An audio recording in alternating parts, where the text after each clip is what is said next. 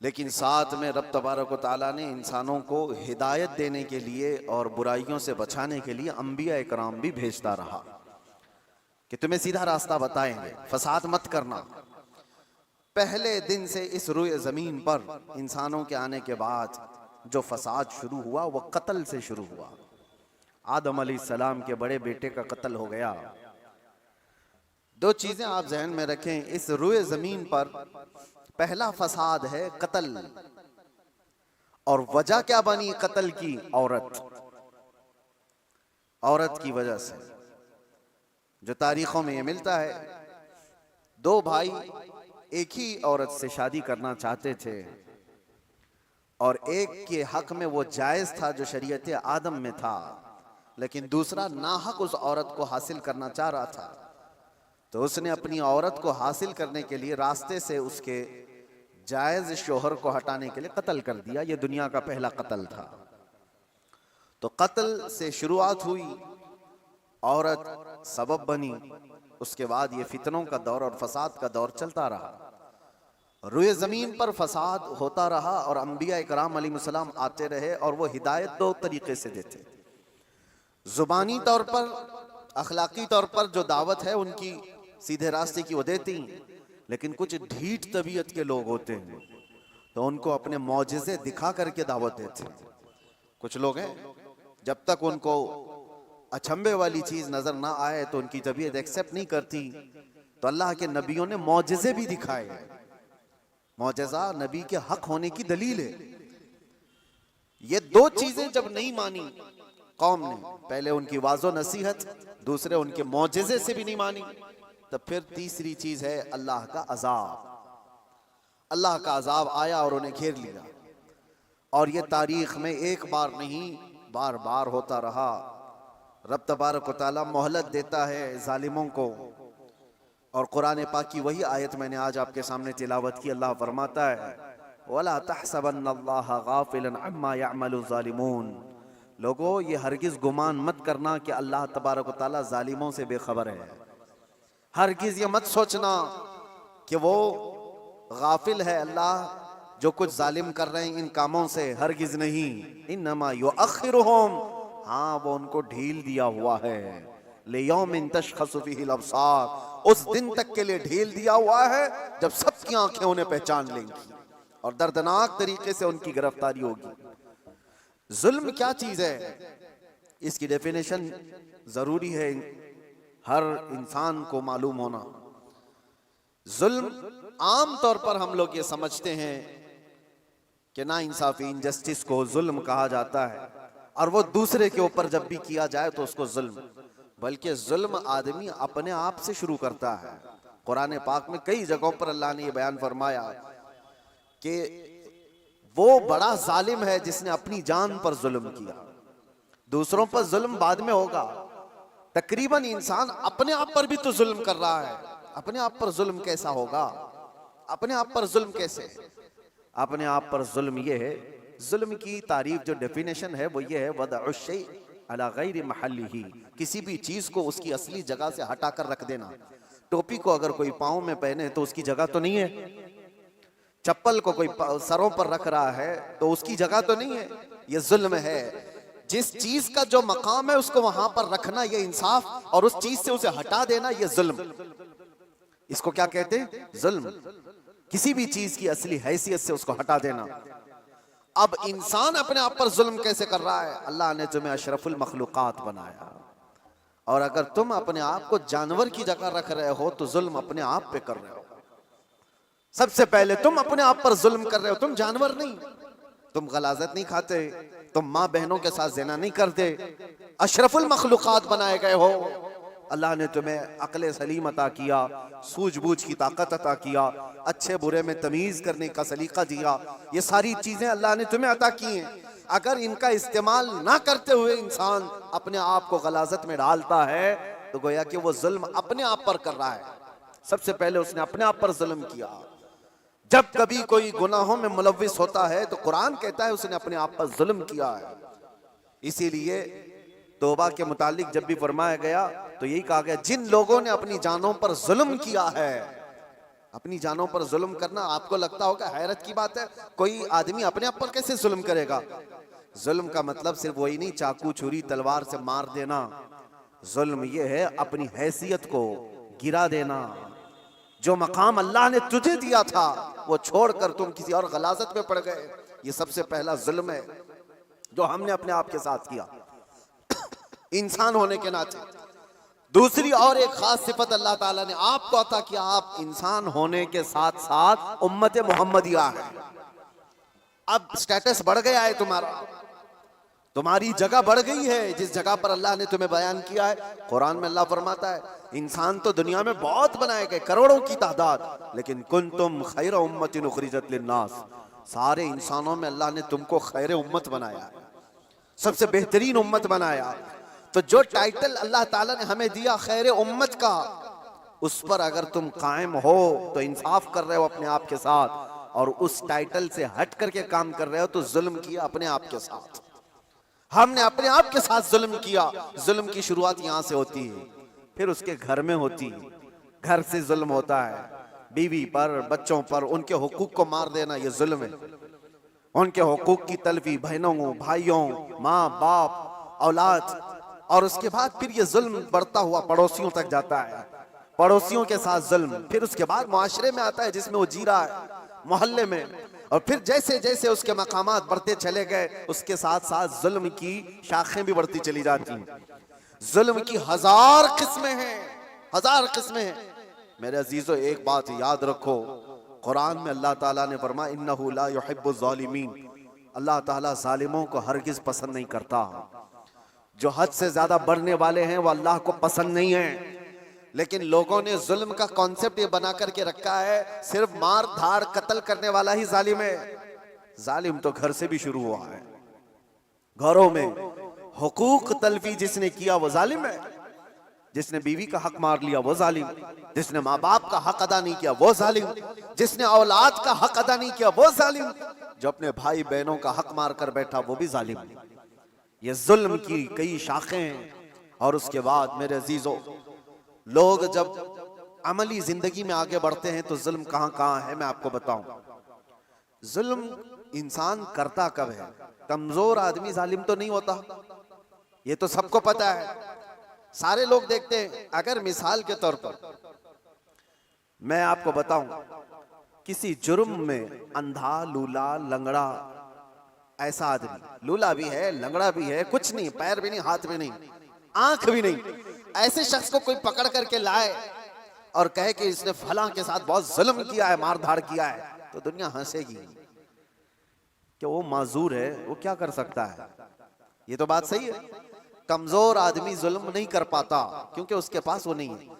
इसका अपोजिट ये निकलता है कि ताकत जैसी ही आती है इंसान वैसी जुल्म शुरू करता है।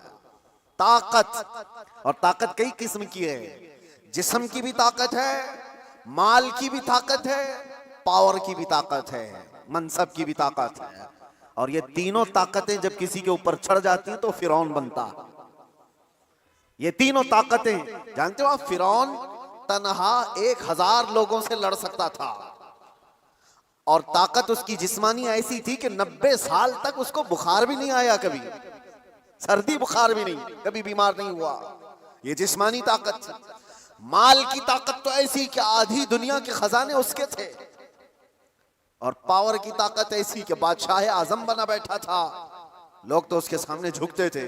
जब तीन चीजें ऐसी साथ मिल जाती हैं तो फिरौन बनने की कोशिश करता है हर आदमी। आज के दौर में भी मेरे अजीजों, ये तीन चीजें बड़ी आजमाइश के साथ आती हैं कि जुल्म से अपने आप को बचाओ। माजूर आदमी क्या जुल्म करेगा, उसके लिए वो इम्तिहान नहीं है। जो बिस्तर पर पड़ा हुआ है, जिसकी ना जिस्मानी ताकत है, ना माली पैसी ताकत है, और ना पावर उसके पास है, ऐसा आदमी क्या जुल्म करेगा। जुल्म वो करता है जिसके पास ताकत हो, और ताकत वाले के साथ इम्तिहान भी ज्यादा है। अजीजा ने गिरामी वक़ार, आज हम देख रहे हैं ताकत तीन किस्म की मैंने बताया। सबसे पहले मैं शुरुआत करता हूं जिस्मानी ताकत। जिस्मानी ताकत जब किसी के पास हो तो सबसे पहले वो मुक्का आजमाई की कोशिश करता है, हर एक पर देखता है मेरा मुक्का कितना तेज लगता है, वो ट्रायल शुरू कर चुका है। बॉडी बनाने के साथ ही उसको चाहिए ये कि किसी पर एक थप्पड़ लगा करके देख लूं कितना तेज लगता है। उसकी जिस्मानी ताकत का वह इस्तेमाल शुरू कर चुका है। मैं आपको बताऊं, जिस्मानी ताकत में मेरे अजीजों हैदर कर्रार को कौन पहुंच सकता है? जो शेरे खुदा, फातह खैबर, मुश्किल कुशा सैयदना अली इब्न अबी तालिब करमल्लाहु वजहुल करीम, उस जमाने के 40 सहाबा जो दरवाजा उठा नहीं पा रहे थे, तन्हा हजरत अली ने एक हाथ से उठाकर फेंक दिया था। जिनकी ताकत का यह अंदाजा करो, हैदर कर्रार की जिस्मानी ताकत को सारी ये सब नहीं पहुंच सकते काजू बादाम वाले। लेकिन एक जंग के मौके पर मौला अली शेर खुदा रदी अल्लाह तआला अन्हु लड़ रहे हैं और सामने जो मुकाबिल में पहलवान था अचानक उसको ऐसा पछाड़ दिया कि उसके सीने पर चढ़कर खड़े हो गए। अब हैदर कर्रार के शिकंजे में जो आ जाए, अरे वो शेर नर है जिनकी माँ ने ही नाम हैदर रखा हो।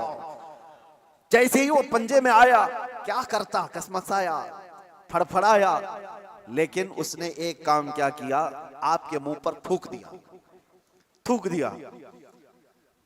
जाहिर सी बात है लास्ट मोमेंट पे आदमी ये कोशिश करता है कि मैं मर ही रहा हूं तो सामने वाले को कुछ करके चला जाऊं। उसने थूक दिया। ऐसी मोमेंट पर ताकतवर का गुस्सा डबल हो जाता है। मैं पहले एक बार में मारने वाला था, अब 4 बार में मारूंगा। तूने किया कैसे मेरे साथ? किसी को तुम एक मार रहे थे लेकिन उसने माँ की गाली दे दी, अब 4 और लगाओगे, क्योंकि गुस्सा बढ़ गया है, गुस्सा और तिलमिलाया है तुम्हारा। हजरत अली के साथ ये हुआ, उनके सामने जो मगलूब था उसने थूक दिया। होना ये चाहिए था कि आप तड़पा तड़पा के उसको मारे। जिसके चेहरे को देखना रसूलुल्लाह ने इबादत कहा, उस चेहरे पर अगर कोई थूके तो उसको तो तड़पा के मार देते। हजरत अली छोड़कर खड़े हो गए, उसको छोड़ दिया। मारने का था, छोड़ दिया, खड़े हो गए, कहा जा। उसने ताज्जुब से पूछा कि मैं तो मरने ही वाला था इसलिए थूक दिया और तुमने छोड़ क्यों दिया? मौला अली करमल्लाहु वजहुल करीम का जवाब सुनो ताकत वाले। आप फरमाते हैं अल्लाह ने मुझे जो जिस्मानी ताकत दी है वो मैं खालिस अल्लाह की रजा के लिए इस्तेमाल करता हूं। जब तूने थूक दिया तो मेरा नफ्स शामिल हो गया। अब अगर मैं मारता तुझे तो बात ये होती कि तेरे थूक के बदले में मैंने मारा है। मैं तुझे मुझ पर थूकने के बदले नहीं मार रहा था, तो अल्लाह और उसके रसूल का दुश्मन है इसलिए मार रहा था, और ये नफ्स शामिल हो गया इसलिए मैंने छोड़ दिया। ताकत का इस्तेमाल ऐसे वक्त में कोई करके दिखाए। मेरे अजीजों, आज तो हाल ये, किसी को क्रिटिसाइज नहीं कर सकते। अभी कुत्ता बोल दो तो क्या करते हैं, हम तो जाके आए, ना इनको कहा नाम लेकर कुछ नहीं, उसके बावजूद भी एक बड़ी आजमाइश से गुजर करके आए। बर्दाश्त की ताकत नहीं है। मौला अली करमल्लाहु वजहुल करीम को उनके सामने दुश्मन मगलूब ने थूक दिया, तब छोड़ दिया आपने। कहा मैं अपने नफ्स के लिए नहीं लड़ता, अपने नफ्स के लिए नहीं। और आज जो कुछ भी पावर का इस्तेमाल है, ताकत का इस्तेमाल है, वो सिर्फ और सिर्फ नफ्स के लिए है। आज नफ्स के लिए है। ये एक मिसाल मैंने आपको बताया, जिस्म का गलत इस्तेमाल करने वाले लोग। और क्या समझते हो तुम्हारी ताकत क्या ये हमेशा की है? चंद दिन का इंतजार करो, दांत टूट जाएंगे, कमर झुक जाएगी और उसके बाद आजाद जवाब देने लगेंगे।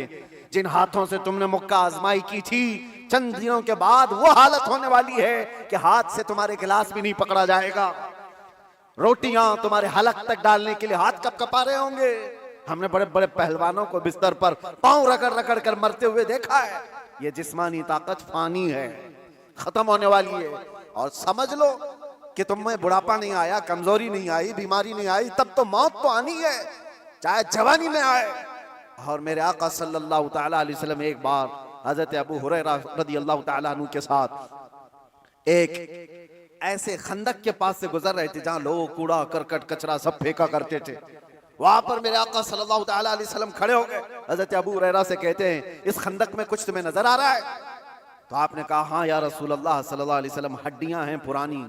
आप सल्लल्लाहु अलैहि वसल्लम ने फरमाया ये उन मरे हुए लोगों की हड्डियां हैं, उनके कपड़े हैं जो गल चुके हैं, जो अपने जमाने में ऊंची सवारियां करते थे, बड़े जिस्मों के मालिक थे। इनको ताकत और कुव्वत बहुत दी गई थी और आज ये सड़ गल गए हैं और कीड़ों की ग़िज़ा बने। ये हश्र तो उन ताकतवरों का भी होगा जो आज अपनी ताकत का गलत इस्तेमाल कर रहे हैं, थोड़े दिनों की बात है, आप ये ताकत को फानी होते हुए देखेंगे। इसलिए मेरे अजीजों, जब अल्लाह ताला ने जिस्मानी ताकत दिया है तो संभाल करके रखना कि हाथ उठे तो कहीं जुल्म के लिए ना उठे, जुल्म के लिए ना उठे। जिस्म का इस्तेमाल कभी अपने नफ्स के लिए ना हो। इमाम अहले सुन्नत इमाम अहमद रजा खान फाजिल बरेलवी रदी अल्लाह ताला, कौन नहीं जानता आज, आशिकों के इमाम, बरेली के ताजदार, जिन्होंने हजारों मसाइल का हल लिख दिया अपनी जिंदगी में, 1000 से ज्यादा किताबें लिख दी।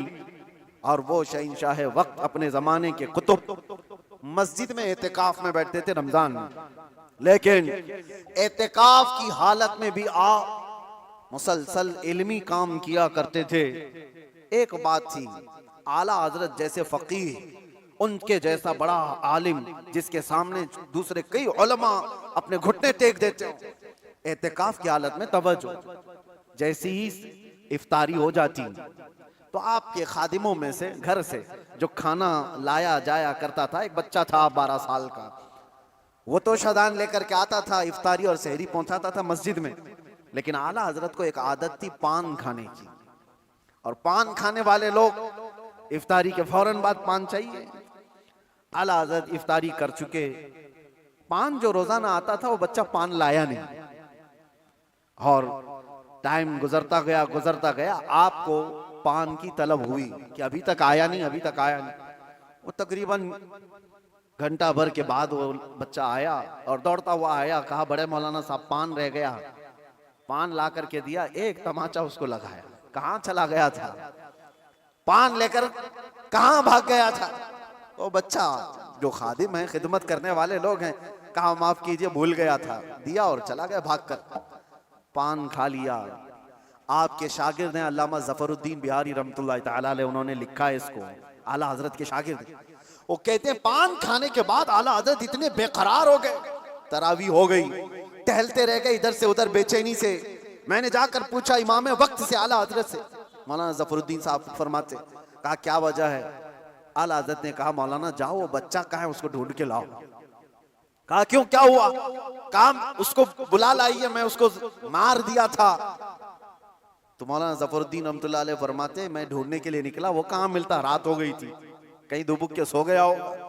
लेकिन आला हजरत ने रात भर ढूंढने लगवाया, जो भी शागिर्द आए उससे कहे वो बच्चे को ढूंढ लाओ तो खाना लाता है हमारा, वो कहीं मिला ही नहीं। रात भर आप सोए ही नहीं, मस्जिद में टहलते रहे बेकरारी के साथ। सहरी का वक्त हुआ तो तोशादान लेकर बच्चा आ गया, उसकी ड्यूटी थी। वो जैसे ही आया, आला हजरत लपक कर दरवाजे पर जाते और जाकर तोशा उसके हाथ से लिया, रख दिया और घुटने टेक कर जमीन पर बैठ गए। वक्त के मुजद्दिद की बात कर रहा हूं। उस बच्चे के दोनों कंधों को पकड़ा और कहा बेटा कल की रात मैंने थप्पड़ मार दिया था अपने हाथ से तुझे, खालिस मेरे पान के लिए या मेरे नफ्स के लिए मारा था, तो अल्लाह के लिए मुझे माफ कर दे। वक्त का इमाम अब छोटे बच्चे से कह रहा है मुझे माफ कर दे। वो बच्चा कसमसा रहा है, घबरा रहा है। देखा है वक्त के बड़े बड़े फकीह और मुफ्तियान कराम इस इमाम के सामने बैठ जाते हैं अदब से, और ये वक्त का इमाम मुझसे माफी तलब कर रहा है। बच्चे ने कहा हुजूर छोड़ दीजिए, मैंने कुछ समझा ही नहीं, मुझे कुछ पता ही नहीं। आला हज़रत ने कहा नहीं ऐसा नहीं होगा, तू कह दे माफ किया। मौलाना जफरुद्दीन फरमाते हैं मैं देखता खड़ा था। आला हज़रत कह रहे हैं कल क़यामत के दिन अगर रसूलुल्लाह सल्लल्लाहु अलैहि वसल्लम ने मुझसे पूछा ऐ अहमद रज़ा क्या तेरे अंदर अल्लाह ने ताकत इसलिए दी थी कि तू अपने पान के लिए छोटे बच्चे पर हाथ मारे, मैं क्या जवाब दूंगा उस दिन क़यामत के दिन। आला हज़रत उसको पकड़ करके थाम रहे, तो उस बच्चे ने कहा कि ठीक है मैं माफ कर दिया। आला हज़रत कहते हैं बच्चों को इख्तियार नहीं है माफ करने का, बच्चों को मसाइल है, वो मालिक नहीं है। हाँ आपने कहा अपने सर से टोपी उतारी और कहा जैसे कल मैंने तुझे मारा था वैसे तू भी मुझे मार, बराबर हो जाए मामला। उसका हाथ कांपने लग गया। वक्त का मुजद्दिद कह रहा है आला हज़रत अपनी टोपी उतार कर रख दिए। बच्चा जब नहीं मारने लगा आपने खुद उसका हाथ पकड़ा और हाथ पकड़ करके अपने सर पर मारने लग गए। 3-4 बार उसकी जब थप्पड़ पड़ी तो आला हज़रत मुस्कुराते हुए खड़े हुए कहा बात बराबर की हो गई, तूने मुझे माफ भी किया और बदला भी ले लिया। मौलाना जफरुद्दीन रहमतुल्लाह अलैह फरमाते हमारे आंसू निकल गए। वक्त का मुजद्दिद है, ताकत का गलत इस्तेमाल नहीं। मेरे अजीजों, अगर अल्लाह ने जिस्म में ताकत दिया है तो इसलिए नहीं कि तुम अपने से नीचे वालों पर इसका इस्तेमाल करते रहो। इसीलिए अल्लाह के नबी सल्लल्लाहु अलैहि वसल्लम ने क्या फरमाया, मन लम यरहम सगीरना वलम युअक्किर कबीरना फलैसा मिन्ना। जो अपने छोटों पर रहम नहीं करता और बड़ों की शफकत नहीं करता और बड़ों की इज्जत नहीं करता, वो मेरी उम्मत में से नहीं। अल्लाह ताला ने अगर ताकत दिया है, नौजवानों से मैं कहता हूं गलत इस्तेमाल नहीं करना, इसका गलत इस्तेमाल कभी ना हो। औरतों को मारने की बात आई, कितने तो घर ऐसे बने हुए हैं, कमजोर है वो, तुमसे कमजोर मखलूक है, लोगों ने उसको बराबर का बनाने की कोशिश की है, लेकिन औरत तुमसे कमजोर बनाई गई है। उसको मारने का हुक्म कहीं पर भी नहीं दिया गया, कहीं पर भी नहीं, किसी भी तरह से। लोग आज अपनी ताकत का भरपूर इस्तेमाल इनके साथ करते हैं, औरतों के साथ। बहुत सख्त जवाब देना होगा मेरे अजीज। औरत तो औरत है, मखलूक भी है अल्लाह ताला की, लेकिन साथ में उम्मत मोहम्मदिया है, इसका जवाब तो बहुत है। हदीस में तो ये मिलता है, जानवरों को जिसने मारा बिला वजह के, कयामत के दिन वो जानवर उठाए जाएंगे और वो आएंगे, मुकद्दमा करेंगे अल्लाह की बारगाह में कि अल्लाह, इसने मुझे फलां वक्त बगैर किसी वजह के मारा था। रब ताला उस जानवर को सींग अता करेगा और कहेगा कि तू इतना मार ले इसको यहाँ पर, और वहां सख्ती के साथ वो जानवर इस जालिम को मार रहे होंगे। अहले महशर उसको देख रहे हैं। जानवरों के साथ जुल्म को इस्लाम ने जायज नहीं किया, घरों में अपने औरतों के साथ कौन जुल्म की इजाजत देगा। ये हुई डोमेस्टिक वायलेंस जिसको कहा गया है। मैंने अंदर कैद में देखा कितने ऐसे कैदी औरतों को जला करके अंदर आए हुए हैं, छोटी छोटी बातों पर, जहेज के नाम पर, दो खानदानों के झगड़ों पर औरतों को जला दिया, मार दिया, खत्म कर दिया। ऐसे कितने वाक़यात। इंसान को जब ताकत ज्यादा आ जाए तो वो जुल्म के रास्ते पर आ जाता है।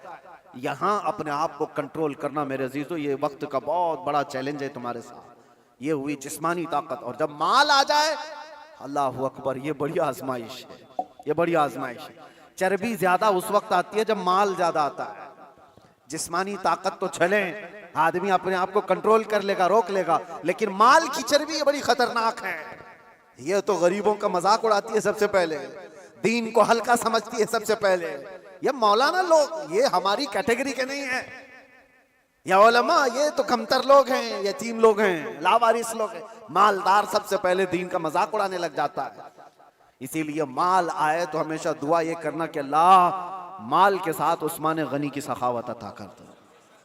माल आए तो अब्दुर्रहमान बिन औफ की अखलाक और किरदार के साथ आए, वरना कारून के पास भी था, शद्दाद के पास भी था, हामान के पास भी था, माल बहुत था उनके पास, लेकिन उनके माल ने उनको तबाह बर्बाद कर दिया। आज भी जिसके पास माल आया, पैसा आया, वो ये सोचता है रातों रात सब कुछ मैं अपना बना लूं, अपना खरीद लूं। अच्छा, एक बात और भी मैं बता दूं, जिन 3 चीजों की बात मैंने कहा जो इंसान को जुल्म के रास्ते पर लाती है, पहले उसकी जिस्मानी ताकत, दूसरे दौलत, तीसरे पावर, ओहदा, ये तीनों ऐसी चीजें हैं जो परमानेंट रहने वाली है ही नहीं। परमानेंट रहने वाली तीनों में से कोई चीज नहीं है। हाँ, इतना है कि जिस्मानी ताकत को जाने में टाइम लग सकता है, थोड़े टाइम बाद जाएगी, लेकिन वो भी पक्का नहीं। किसी हादसे में गिर गया, वो सारी जिस्मानी ताकत भस्म हो जाएगी। लकवा मार गया तो बड़ा सा बड़ा पहलवान बिस्तर पर आ गया, कुछ नहीं होने वाला है। मैंने सऊदी में देखा एक बहुत हट्टे खट्टे आदमी को, कोमा में है बेचारा, अब तो गल गया, लेकिन जिस वक्त कोमा में आ गया तो सिर्फ एक अटैक कुछ हुआ, कोमा में चला गया, जिस्म पूरा गल गया, खत्म हो गया। तो जिसको अपने जिस्म पर बहुत ताकत था वो अचानक भी जा सकता है, लेकिन नॉर्मली देखा गया है कि जाने में टाइम लगता है। जिस्मानी ताकत, माल का कोई भरोसा नहीं। लोग ये कहते इतना हमारे पास है कि 7 पुश्तें खाएंगी। हमने वो उस घर को भी देखा, उसका खुद बेटा 10-10 रुपए की भीख मांगता है। जिसने ये कहा था कि इतना मेरे पास है कि 7 पुश्तें खा सकती हैं, उसका सगा बेटा आज 10 रुपए मांगता है। ये माल को जाने में ज्यादा वक्त नहीं। तीसरा पावर और मनसब। जो लोग आज बैठे हुए हैं उनको लगता है कि सब कुछ हम अपनी कुर्सी से कर लेंगे। तुम्हारी कुर्सी को हिलने में देर नहीं लगता। तुम्हारा जुल्म जो है ये दीमक है जो इस कुर्सी को खाकर खत्म कर देगा। जुल्म कुर्सी पर बैठा हुआ आदमी जब करता है, माल वाला और कुर्सी वाला दोनों, ये वक्त के साथ ऐसे तेज बहते हैं कि उनको अंदाजा ही नहीं होता। उन्हें पता नहीं उनके जुल्म के शिकार मजलूमीन की आहें अल्लाह तक जा रही हैं। रब तबारक व तआला कुरान में फरमाता है कि अल्लाह तबारक व तआला इनके कामों से बेखबर नहीं। जो लोग पीड़ित हैं, जुल्म से निशाना बने हुए हैं, तो क्या इनको इंसाफ नहीं मिलेगा? दुनिया की अदालत इंसाफ ना दे, अल्लाह की अदालत तो है जो इंसाफ अता करे।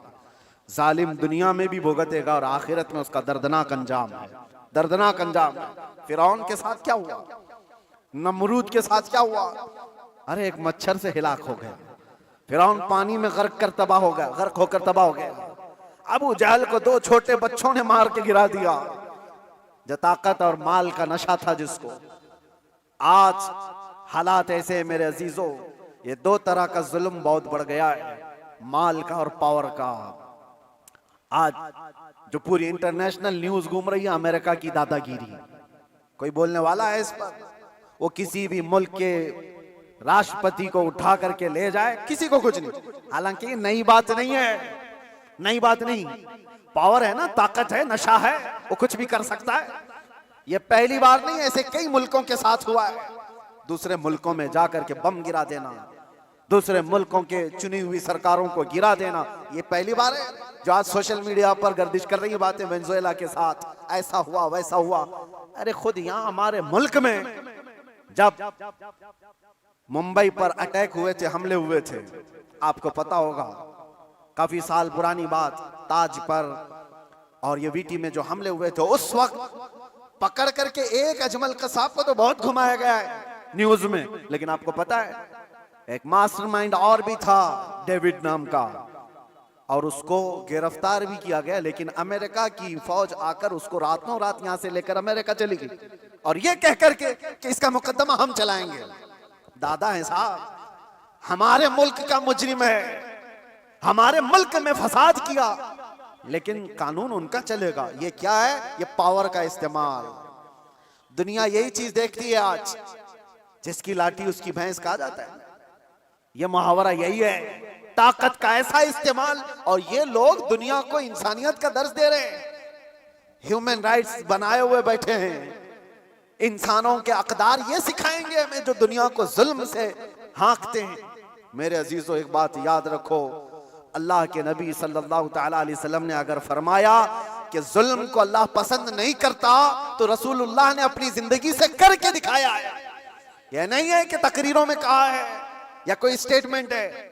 यह दुनिया के यूएनए का एक स्टेटमेंट होगा, अमेरिका का, यूरोप का स्टेटमेंट होगा कि ह्यूमन राइट्स के खिलाफ कोई भी कुछ करेगा तो हम उसको पकड़ेंगे, मारेंगे। जुल्म के खिलाफ हम बोलेंगे, हम पीस चाहते हैं। ये सब ढकोसले हैं, जुमलेबाजियां हैं, लेकिन सब उनके खुद के अमल की बात आए तो कोई इसमें खरा नहीं है, कोई पक्का नहीं है। लेकिन आओ बारगाह रिसालत मुआब सल्लल्लाहु अलैहि वसल्लम, अल्लाह के नबी सल्लल्लाहु तआला अलैहि वसल्लम जब फरमाते हैं कि जुल्म जायज नहीं, तो मस्जिद नबवी का वो माहौल है, सहाबा बैठे, हुजूर ने फरमाया ये मेरे आखिरी वक्त होंगे, मैं दुनिया से जा रहा हूं, मफहूम मैं बता रहा हूं, इसके बाद हो सकता है तुमसे मुलाकात ना हो, लेकिन तुम में से किसी पर भी कोई हक मेरा बाकी रहे या मुझ पर किसी का हक बाकी है तो खड़ा हो और मुझसे सवाल करे। हुजूर ने फरमाया, और एक साहबी खड़े हो गए, कहा या रसूलल्लाह आप पर मेरा एक हक है। कहा क्या है? फला जंग में जब जा रहे थे आप सफ़ें सीधी कर रहे थे, मैं थोड़ा बाहर आ गया था, आपने छड़ी से मुझे मार दिया था, मैं बदला लेना चाहता हूं, आप पर मेरा हक है। तो रसूल करीम सल्लल्लाहु तआला अलैहि वसल्लम ये नहीं फरमाया इस्लाम का बादशाह जो इस्लामी सल्तनत को एस्टेब्लिश कर रहा हो कि तुम बादशाह जो पूरे कायनात में फैलने वाला दीन है उसके मुक्तदा और उसके आका से बदला लेने की बात कर रहे हो। नहीं फरमाया, हुजूर ने फरमाया उठो आओ। हजरत उमर तलवार निकाल लिए थे, कहा कौन है जो रसूलुल्लाह से बदला लेगा? हुजूर ने फरमाया उमर तलवार नीची करो, या अदालत की महफिल है, यह इस्लाम है, यह अल्लाह तबारक व तआला की मंशा के मुताबिक चलेगा, ना कि पावर के मुताबिक। पावर तुम्हारे पास है, इख्तियार तुम्हारे पास है। हुजूर ने फरमाया आ जाओ। वो सहाबी आए, लेकिन उन्होंने ये भी तकाजा किया कि या रसूल अल्लाह जिस वक्त आपने मारा था मेरे जिस्म पर जुब्बा नहीं था, मैं नंगी पीठ था, आपने मार दिया था, मैं चाहता हूं आप भी अपना जुब्बा उतार दीजिए। हुजूर पाक सल्लल्लाहु अलैहि वसल्लम ने उस वक्त अपना जुब्बा उतार दिया बगैर कुछ कहे। उस सहाबी ने बढ़कर मेरे आका की मोहर नबूवत का बोसा ले लिया। दोनों कंधों के बीच हुजूर के एक ऐसी मोहर नबूवत थी जो सूरज से ज्यादा चमकती थी। ये निशानी थी मेरे आका के खातमुन नबीन की, खत्म नबूवत की मोहर। उस सहाबी ने बोसा ले लिया और कहा बदला हो गया मेरा ये। लेकिन अल्लाह के नबी सल्लल्लाहु अलैहि वसल्लम ने अपने आप को पेश तो किया है। कोई किसी के सामने ये गज तो बताए कोई। अरे आज का कोई भी नेता खड़ा होकर के कह दे किसी पर कोई हक बाकी है तो पूरे घर निकल आएंगे। हाँ, सबका तो खा के बैठा हुआ है छोटी छोटी चीजों के लिए। अब तो देखें लोग फिर भी संभलते नहीं है। मुझे हैरत इस बात की होती है, ये जो अभी इलेक्शन आ रहे हैं सारे नेता तो बाहर निकले होंगे, सब तुम्हारे पास अपनी अपनी कहानियां लेकर, लेकिन इनके पिछले जुल्म तो याद नहीं है, लोगों को भूल जाते हैं। अरे पानी के लिए लोगों से रिश्वत, घर के लिए रिश्वत, हर चीज के लिए ये मखलूक के साथ जो जुल्म करके कुर्सी संभालते हैं, इनका जब वक्त आए तो मेरे अजीजों तुम्हें भी तो अपने पावर का इस्तेमाल करना चाहिए। एक बात याद रखो, इमाम हुसैन का ये जुमला है, आपने फरमाया था कि मेरे नजदीक जालिम वो नहीं जो किसी को मारता है, जालिम वो भी है जो उसके जुल्म को देखकर खामोश रहता है, आवाज नहीं उठाता। और यहां आवाज उठाने की बात तो छोड़ो, तुम तो ताउन कर रहे हो। आप भाई आगे बढ़ो, हम तुम्हारे साथ हैं। जुल्म करते रहो, हम भी तुम्हारे साथ हैं। पैसा खाते रहो, हम भी तुम्हारे साथ हैं। ये क्या है? ये निजाम को बदलने की जरूरत है। आज पावर का जो इस्तेमाल हो रहा है, गलत इस्तेमाल, इसको बदलने की अपने अंदर सोच पैदा करो। आप सोचते होंगे हम थोड़ी तादाद में, हमसे क्या होगा? हरगिज मत सोचो, एक की सोच से भी इनकलाब आता है, एक की सोच से भी इनकलाब आता है। बढ़ना तुम्हारा काम है। तुम क्यों सोचते हो कि पूरी दुनिया मेरे साथ खड़ा होना चाहिए? नहीं, सरकार मुजाहिदे मिल्लत रहमतुल्लाह ताला अलैह बहुत दिल के अंदर मलाल लेकर के चलते थे। उम्मत के हालात ऐसे, मैं उनको पढ़ा तो मैं भी कई मर्तबा ऐसा, जिसको कहते हैं ना डिसअपॉइंट हो जाना, हालात को देख रहे हैं कोई आता ही नहीं, क्या फायदे का हम चिल्लाते रह जाएं, लोग आपस में इख्तिलाफ करके छोड़ के चले जाएं। हुजूर मुजाहिदे मिल्लत रहमतुल्लाह ताला अलैह एक बार लोगों को बुलाए थे कि दिल्ली आओ, लेकिन उनकी जितनी तादाद उनको मकसूद थी नहीं आए, तो बहुत ज्यादा नर्वस हो गए। कहा कि इस उम्मत के लिए हम आवाज उठा रहे हैं, ये आने को तैयार नहीं। वापस आए, उस वक्त सुना सरकार मुफ्ती आजम हिंद रहमतुल्लाह ताला अलैह, आला हज़रत के शहजादे, उन्होंने कहा था कि मौलाना लोगों को मत देखो, दुनिया जो है कूफा में इमाम मुस्लिम के साथ शाम में 60,000 की तादाद में नमाज पढ़ती है और दूसरे दिन फजर में 2 बच्चों के अलावा कोई नहीं होता। आप इनके बेस पर ना आओ, आप अल्लाह के भरोसे पर जाओ। इसलिए कि गरीब नवाज पहले से हिंदुस्तान में माहौल बना के नहीं आए थे, अल्लाह के भरोसे आए थे, अल्लाह ने माहौल बना दिया। एक आया था लेकिन लाखों को इस्लाम का नूर देकर गया। एक से भी होता है इनकलाब। आप क्यों सोचते हो कि मेरे चाहने से कुछ नहीं होगा? आप सोचो, खड़े हो इनकलाब के लिए कि मैं जालिम का साथ नहीं दूंगा, जुल्म के खिलाफ रहूंगा। लोग तो बिक रहे हैं। आज हमारे यहाँ एक नेता साहब ने कह भी दिया कि मुसलमानों के वोट की हमें कोई जरूरत नहीं, इनको लुभाने की जरूरत नहीं, एक रात पहले 1-1 हजार में बिक जाएंगे, इनके घरों में 1-1 हजार का लिफाफा पहुंचा दे, ये बिक जाएंगे, हो जाएगा। उम्मत मुस्तफा को आज लोग इस तरह का खिलौना बनाए, और ये मजाक नहीं आपके साथ। आप उसके बावजूद भी ये कहते भाई आगे बढ़ो, हम तुम्हारे साथ हैं। जालिम का साथ देना भी बड़ा जुल्म है। कयामत के दिन इसका भी सवाल होगा आपके साथ, इसका भी सवाल होगा कि उसके जुल्म तक पहुंचने में कौन मददगार था? तुम मददगार थे, तुम सारे मददगार थे। इसकी पकड़ होगी। इसीलिए मेरे अजीजों, हो तो इंसाफ के साथ, नहीं तो मेरे आका ने जो फरमाया, एक जमाना ऐसा आएगा कि लोग वही ईमान बचा पाएंगे जो अपने घर में टाट के कपड़े की तरह पड़े रहेंगे, वही लोग अपना ईमान बचा पाएंगे। आज वो हालात हमें दिख रहे हैं, कहां जाएं? खुदा बंदा ये तेरे सादा दिल बंदे किधर जाएं कि दुर्वेशी भी अय्यारी है, सुल्तानी भी मक्कारी है। आज वो हालात आ गए।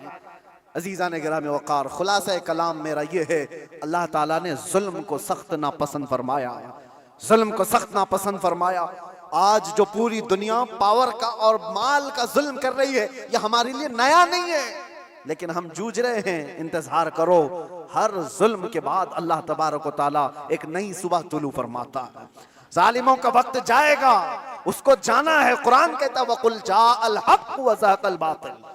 आप फरमाते हैं महबूब, हक आया और बातिल मिट गया। इन्नल बातिल काना ज़हूक़ा, और बातिल को तो मिटना ही है, मिटना ही है। जालिम को तो जाना ही है। वक्त आएगा हर एक का। इसीलिए मैंने वो जुमला कहा था जिसकी वजह से मुझे बड़ी सख्त सजा हो गई, कुछ देर की खामोशी है। इसीलिए कहा था कुछ देर की खामोशी है। ये जुल्म जितना भी होगा, अंधेरा हमेशा नहीं रहता, सुबह रोशन होगी। चांद को गहन हमेशा नहीं लगता, छट जाता है फिर वो चमकता है। यह उम्मत मोहम्मदिया है, आज खिजा रसीदा है। हालात खराब हुए हैं लेकिन ये हमेशा के नहीं है, ये हालात छटेंगे और उम्मत मोहम्मदिया का वकार वापस आएगा। और हमारा काम क्या है? उम्मत को जगाना, बेदार करना, तुम्हारी तो हैसियत और तुम्हारी अपनी वैल्यू बताना कि तुम वो नहीं हो जिस तरह की जिंदगी गुजार रहे हो। 100 साल पहले इकबाल ने बहुत प्यारा शेर कहा था, बहुत प्यारा, हमें झिझोड़ते हुए कहा था कि उम्मत मोहम्मदिया को मुखातब करते हुए इकबाल ने कहा था कि पहाड़ बसेरा कर पहाड़ों की चट्टानों में, तू शाहीन है बसेरा कर पहाड़ों की चट्टानों में, नहीं तेरा नशीमन कसरे सुल्तानी के गुंबद पर। मतलब समझते हो, उर्दू है।